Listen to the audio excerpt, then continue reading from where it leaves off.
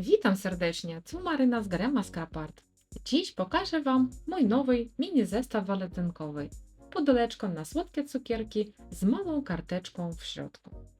Sięgam tu po walentynkowe papiery oraz różne dodatki z newslettera i inne elementy. Materiały oraz linki do sklepu Karoliny znajdziecie w opisie filmu. Na początku zmierzyłam wymiary pudełka i wszystko sobie zapisałam. Z bazowego kartonu zbigowałam i wycięłam potrzebne elementy. Ponieważ całość nie mieściła się na jednej karteczce A4, osobno przygotowałam zamykającą klapkę.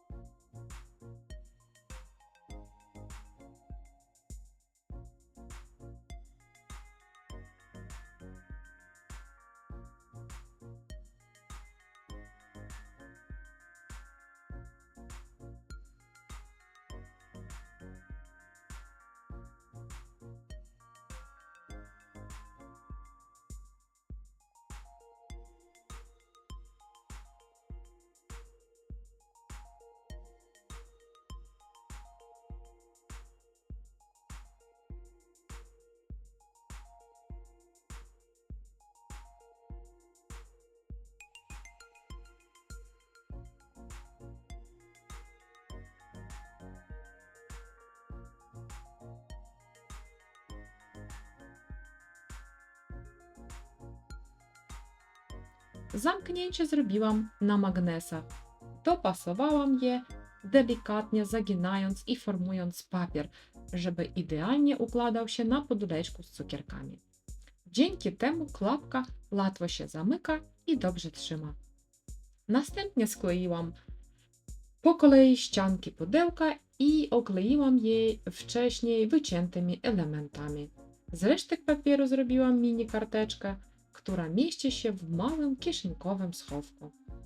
Całość ozdobiłam kwiatami, wycinankami z papieru, dodałam te koronki, wstążki. Na koniec na żel medium przykleiłam błyszczące elementy i dodałam odrobiny białych chlapań farbą. Zapraszam do tworzenia razem ze mną.